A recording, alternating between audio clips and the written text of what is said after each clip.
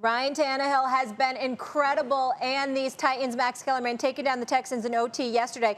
Do you think at this point Tannehill should be among the MVP candidates? Yes, I do. I wouldn't say he's leading the pack, but he is in the conversation. Mm-hmm. Let me tell you something. Last year, Jameis Winston and Mariota quarterbacked the Bucs and the Titans, and they were number 1 and 2 picks in that same draft, and now neither one of them are starting quarterbacks, and they don't deserve to be so far in their careers. Tannehill took over for Mariota on a bad team, and they've won almost all their games since he took over. Brady took over from Winston on a good team. That would have been better had Winston just not given the other team 30 extra possessions and 112 extra points. And Brady so far has played more mistake-free football, and so they're 4-2. Tannehill's team is undefeated. I don't want to hear it's just Derrick Henry, who's great.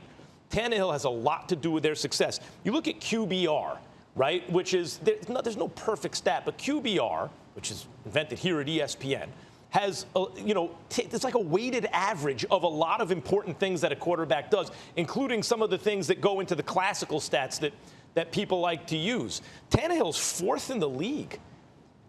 Tom Brady's 19th.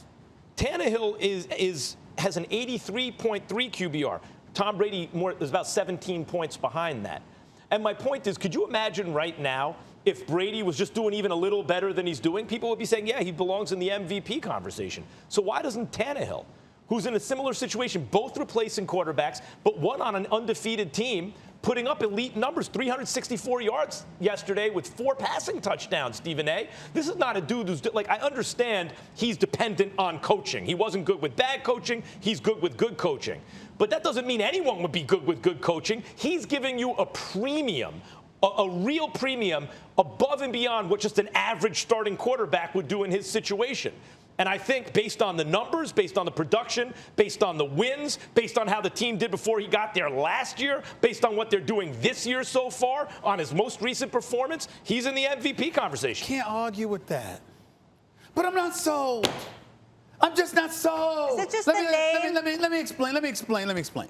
So you got all of these guys. I mean, you got A.J. Brown, you got Corey Davis, you got all of these guys. You got a couple of 200-yard receivers, a couple of guys hovering around 170 yards receiving, et cetera, et cetera. He's completing, what is it, about 69% of his passes, 70% of his passes. I got that. I understand that. Just 2 interceptions, 13 touchdowns. Those are impressive numbers, and when you look at it and the fact that they're undefeated, you can't ignore that. I got that. Here's my issue.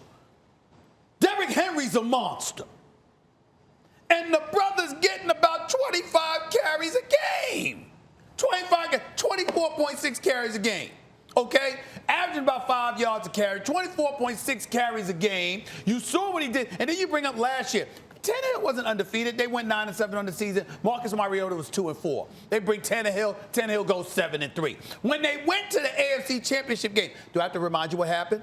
Derrick Henry against New England, 182 yards rushing. Derrick Henry against the Baltimore Ravens, 195 yards rushing. Okay, and then when he was normal and had about just 69 yards rushing, what happened? They went home. That's what the hell happened. What I'm saying is this. It doesn't matter. Patrick Mahomes is Patrick Mahomes, and get that. What I'm saying is, when they couldn't run the football, what happened? They had a lead, and Mahomes came back on them. He came back on everyone. You can say, but they had to lead. Why? Because of Derrick Henry. That's why the hell it happened. All I'm saying to you is this. He's not as good as Patrick Mahomes. You got a workhorse like Derrick Henry. Okay? You give him the damn ball, and then a lot of things look easier because you got guys stacked in the box because they know this brother right here can run all over them, which compromises secondary. Mariota had Derrick Henry. Listen, I understand RC. that. Marcus, you know how I feel about Marcus Mariota. We really going to go there. I'm trying to be nice, Max. I'm trying to be nice. I can tell you about Marcus Mariota. I didn't say Ryan Tannehill was a scrub now. But when you talk about MVP. Ryan, talk to Stephen A. Yeah, he's on the list, but I'm just saying.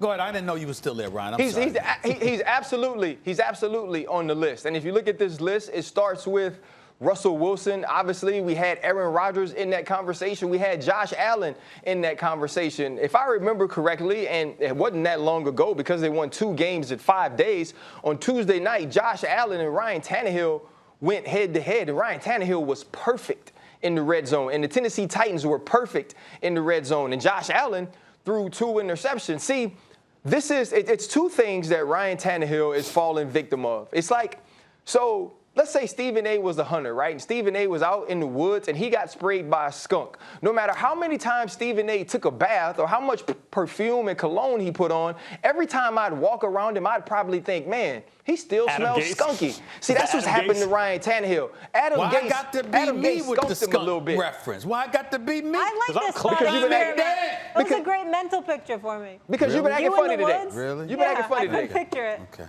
All right. Yeah. Go ahead. In a Tom Ford suit at that. And so now when we see Ryan Tannehill, we can't separate the two. We can't get Gase's Tannehill out of our head and then focus on Vrabel or Arthur Smith's Tannehill. Here's the other thing. I agree, We've Ryan. got It's used the to name. using these. Yeah, we've got used to using these two. And man, when you look at Russell Wilson, it's like, holy cow.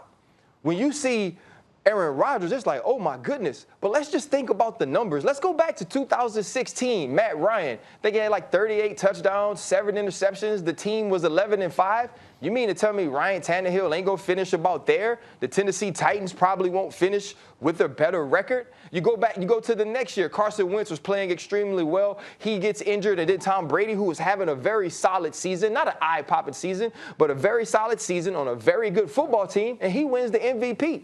So see, Stephen A., we got to stop having these biases. All he's done is won football games but since becoming the Tennessee Titans quarterback. There's a game this year where Derrick Henry only rushed for 84 yards. There was another game where Derrick Henry only rushed for 57 yards. You know what the Titans' record is in those games? 2-0, because they're undefeated. Because Ryan Tannehill is their quarterback. And because when Ryan Tannehill gets in the red zone, they score points because he doesn't make mistakes. This dude's an MVP candidate. Thanks for watching ESPN on YouTube. For live streaming sports and premium content, subscribe to ESPN+.